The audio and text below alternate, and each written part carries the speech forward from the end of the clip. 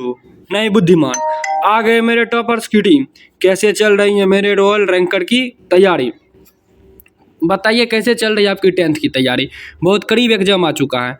अगर आप class 10th chemistry का चैप्टर 1 आपको अगर टफ लगता है, बहुत टफ लगता है, तो बस आप अपना 3 मिनट हमें दे दीजिए। बस इस वीडियो पर 3 मिनट रुक जाइए, आपको सब अच्छे से क्लियर हो जाएगा। मात्र 3 मिनट में हम रासायनिक अभिक्रिया और समीकरण का पूरा एक एक चीज़ जान लेंगे, पूरा रिवीजन, पूरा एकदम।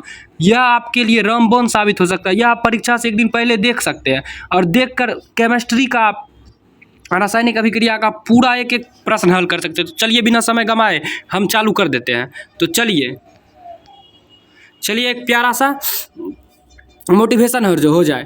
कंपैरिजन छोड़ो, कंपटीशन शुरू करो। कंपैरिजन छोड़ो, दूसरे से अपना कंपैरिजन करना छोड़ो और कंपटीशन शुरू करो। किसी और को देखकर घबराओ मत। खुद के कल से बेहतर बनाने की लड़ाई ही असली जीत है। तो चलिए बिना समय गवाए हम शुरू करते हैं। महासार देव को एक बार नमस्कार कर लीजिए।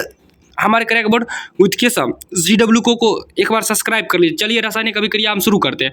रासायनिक अभिक्रिया चलिए, रासायनिक अभिक्रिया में भाग लेने वाले पदार्थ को क्या कहते हैं? अभिकारक। रासायनिक अभिक्रिया में भाग लेने वाले पदार्थ को अभिकारक कहते हैं। रासायनिक अभिक्रिया के फलस्वरूप बने पदार्थ को उत्पाद। रासायनिक अभिक्रिया के फलस्वरूप बने पदार्थ को उत्पाद। रासायनिक अभिक्रिया के फलस्वरूप बने पदार्थ को उत्पाद कहते हैं। रासायनिक अभिक्रिया को संकेतों एवं सूत्रों के द्वारा दर्शाना क्या कहलाता है? रासायनिक समीकरण। रासायनिक अभिक्रिया को संकेतों एवं सूत्रों में दर्शाना रासायनिक समीकरण कहलाता है। अभिक्रिया का द्रव्यमान, उत्पाद का द्रव्यमान और संतुलित रासायनिक समीकरण, अगर आपको रासायनिक समीकरण संतुलन करना है तो अभिक्रिया का द्रव्यमान और उत्पाद का द्रव्यमान एकदम समान रहना चाहिए। तो चलिए दूसरा देखते हैं। रासायनिक अभिक्रिया में द्रव्यमान का न तो निर्माण होता है और न ही विनाश। यह द्रव्यमान संरक्षण का नियम है। रासायनिक अभिक्रिया में द्रव्यमान का न तो निर्माण होता है और न ही विनाश। यह क्या है यार? द्रव्यमान संरक्षण का नियम। द्रव्यमान संरक्षण का नियम क्या है? रासायनिक अभिक्रिया में द्रव्यमान का न तो निर्माण होता है और न ही विनाश। समीकरण संतुलन की विधि, अनुमान विधि। समीकरण संतुलन करने की 2 विधि होती है, अनुमान विधि और बीजगणितीय विधि। अनुमान विधि और बीजगणितीय विधि। भौतिक अवस्था होते हैं 4: ठोस, द्रव, गैस, जलीय घोल। ठोस, द्रव, गैस और जलीय घोल। ठोस, द्रव, गैस और जलीय घोल। क्या हो जाएगा? ठोस, द्रव, गैस और जलीय घोल। तनु और सांद्रण 2 प्रकार के होते हैं, तनु और सांद्रण। खाद्य पदार्थ का खराब होना क्या कहलाता है? विकृत गंधित। खाद्य पदार्थ का खराब होना विकृत गंधित। खाद्य पदार्थ का खराब होना विकृत गंधित। विकृत गंधित किसे कहते हैं? खाद्य पदार्थ का खराब होना। प्रति उपचायक का उपयोग वित्रिगंधित से बचने के लिए किया जाता है। मतलब खाद्य पदार्थ को खराब होने से बचने के लिए किसका उपयोग किया जाता है? प्रति उपचायक का उपयोग किस लिए किया जाता है? तो खाद्य पदार्थ को खराब होने से, विकृत गंधित होने से। इसका एग्जाम्पल है BHA और BHT। BHA butylated hydroxy anisole. ब्यूटेड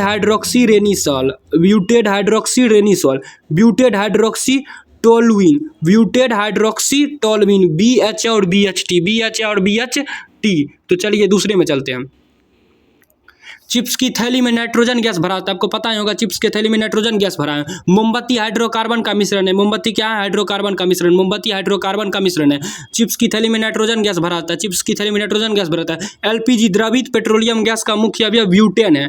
क्या बोले? LPG का मुख्य अवयव ब्यूटेन है। द्रवित petroleum gas, liquid petroleum gas का मुख्य अवयव ब्यूटेन है। इथाइल मरकैप्टेन का सूत्र। इथाइल मरकैप्टेन गैस रिसाव का पता लगाने में किया जाता है। इथाइल मरकैप्टेन का उपयोग गैस रिसॉल का पता लगाने के लिए C2H5SH। 1 ग्राम LPG जलाने से 55 किलो जूल ऊर्जा प्राप्त होती है। क्या बोले? 1 kg LPG जलाने से 55 किलो जूल ऊर्जा प्राप्त होती है। 1 ग्राम LPG, समझिए 1 ग्राम LPG जलाने में 55 किलो जूल ऊर्जा का प्राप्त होता है। देखिए, अगर 2 पदार्थ आपस में मिलता है तो उसे संयोजी अभिक्रिया कहते हैं। अगर 2 पदार्थ आपस में मिलकर एक पदार्थ का निर्माण करता है, 2 पदार्थ आपस में मिलकर एक पदार्थ का निर्माण करता है तो उसे संयोजन अभिक्रिया कहते हैं। और 2 पदार्थ मिलकर, मतलब एक पदार्थ मिलकर आपस में टूटकर दो पदार्थ का निर्माण करता है। एक पदार्थ टूटकर दो पदार्थ का निर्माण करता है तो उसे वियोजन अभिक्रिया कहते हैं। वियोजन अभिक्रिया किसे कहते हैं? एक पदार्थ टूटकर दो पदार्थ का निर्माण करता है।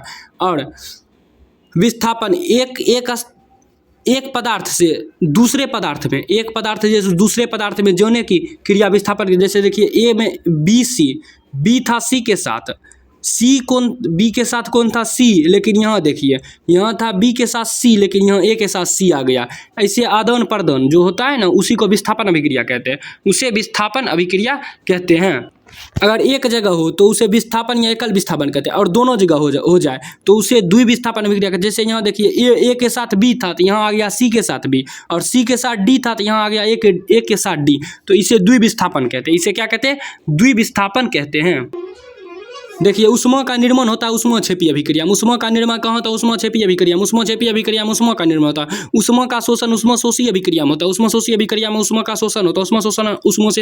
ऊष्माशोषी अभिक्रिया में होता है। प्रकाश की उपस्थिति में प्रकाशिकी अभिक्रिया होता है। प्रकाशिकी अभिक्रिया प्रकाश की उपस्थिति में होता है। प्रकाश की उपस्थिति में प्रकाशिकी अभिक्रिया होता है।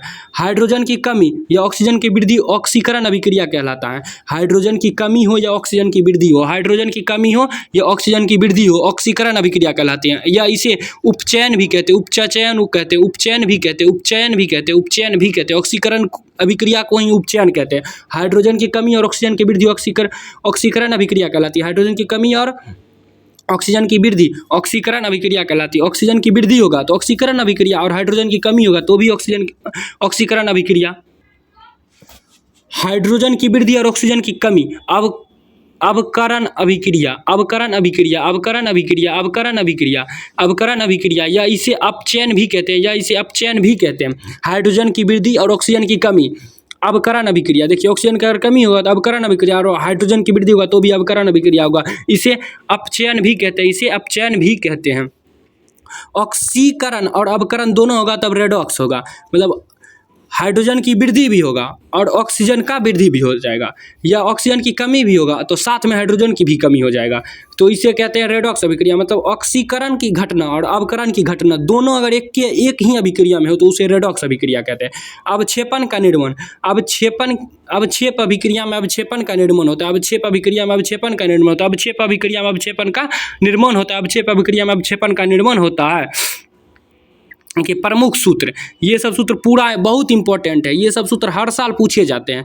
लेड नाइट्रेट का PbNO3 होल 2, PbNO3 का होल 2, PbNO का होल 2, PbNO3 का whole 2। Lead iodine PbI2, lead iodine PbI2। संगमरमर कैल्शियम कार्बोनेट, संगमरमर को ही कहते हैं calcium carbonate. CaCO3, glucose C6H12O6, बिना भुजा हुआ चूना, या इसे कैल्शियम ऑक्साइड कहते हैं। CaO, calcium oxide, calcium oxide CaO, बिना भुजा हुआ चूना, जिसे कैल्शियम हाइड्रोक्साइड CaOH का होल 2, CaOH का स्क्रीनशॉट ले लीजिए आप, ये बढ़िया से याद कर लीजिए, एक ना एक आएगा, यहाँ पर एक नंबर छुपा हुआ है। तो चलिए ख़त्म हो गया मेरा पहला चैप्टर, आपका पहला चैप्टर ख़त्म हो गया।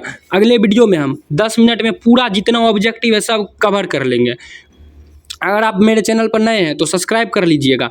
हमें आप सबकी बहुत ज़रूरत है, बहुत अधिक ज़रूरत है, आप सबके प्यार का हमें बहुत ज़रूरत है। तो चलिए आप लोग इस चैनल को सब्सक्राइब कर लीजिएगा और बेल आइकन को दबा लीजिएगा। आने वाले सभी वीडियो बहुत इंपॉर्टेंट है एग्जाम के लिए, आप इसलिए सब्सक्राइब कर लीजिए, बेल आइकन को दबा दीजिए और लाइक भी कर लीजिएगा। अगर आपको कैसा लगा यह वीडियो कमेंट भी कर दीजिएगा। अगर कुछ कमी है तो वो भी कमेंट कर दीजिएगा, हमें बता दीजिएगा।